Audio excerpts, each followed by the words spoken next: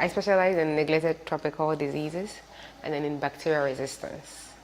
In Ghana, most of the people, like about 70% of the people, are affected by these neglected tropical diseases.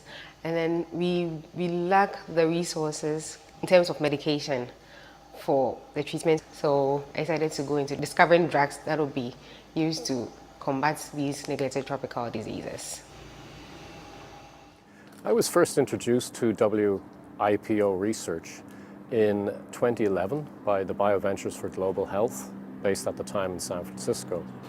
And they were looking to place a WIPO research sponsored series of scientists from Africa in developed country laboratories. So our lab volunteered to accept a scientist from Ghana.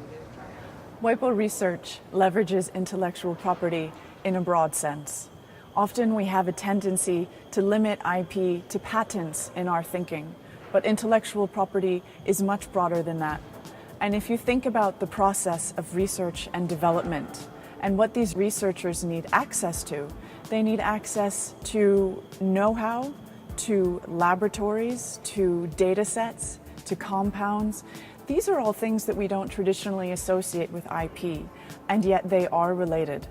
And that's what WIPO research does. It broadens out the scope of IP to support researchers and developers who are looking into drugs, diagnostics, and vaccines. My experience with, I would say, is quite challenging because of the lack of infrastructure, the resources, the equipment. In Ghana, it's really challenging if you want to do research in neglected tropical diseases. Thanks to the government of Australia and then WIPO research, I benefited from the fellowship program by coming to University of California, San Diego, working for 6 months. What we do is we take these plant extracts that are known by some people in Ghana as medicines to cure certain diseases, and then we are testing these extracted components against the various parasites. So we fill these plates with a certain volume of the concentrations I have prepared, and then I go to the parasite room, and I add a certain volume containing a specific number. Say and then in an example like entamoeba, about 5,000 cells. Then I add this volume to these wells containing the plant extracts that I have. Then after that, I incubate my plate for 48 hours. When it comes to entamoeba, then you see virtually what you started with. So if there were more cells, then it means that my plant product didn't kill the cells. But then if there are fewer cells, then it means my plant product killed most of the cells. So in the course of the research, I found out that most of the plants I worked with, let's say more than 50% of them, were able to have activity against these parasites. So some of them were killing the parasites, some of them were actually distorting the parasites. So I had some fantastic results. In our Center for Discovering Innovation in Parasitic Diseases, we truly value this capacity building, trying to train and get people from developing countries exposed to the type of technologies we developed here. So that was the case, for example, with Gertie. She came, and it's amazing how eager she was from the very beginning to learn all the things we had here and bring it to her own settings back in Ghana. So we truly value and we support this type of initiative, and we see how much that can change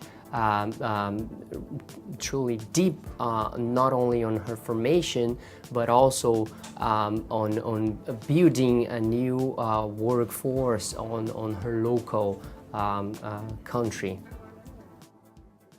We started WIPO research in 2011 with our consortium partner BioVentures for Global Health to catalyze research and development for neglected tropical diseases, malaria, and tuberculosis.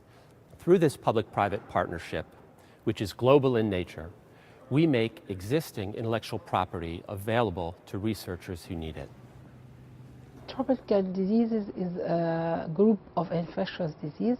It's more endemic in tropical areas and in areas with low income population. The burden of schistosomiasis in our country, it's most concentrated in the people who living around the Nile River. I am now working in Stanford University, Palo Alto, California.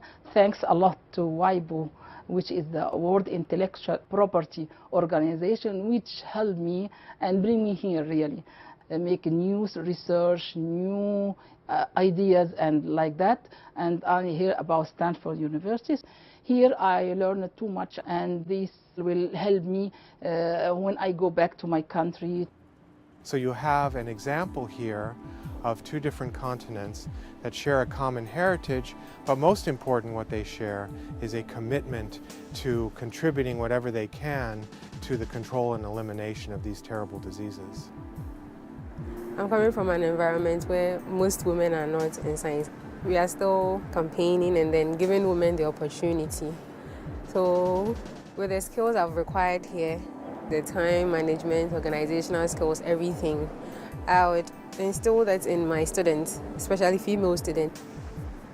Hearing from members that our work and WIPO research is really making a difference in their research for neglected diseases is, I'd say, the most satisfying aspect of what we do at BVGH.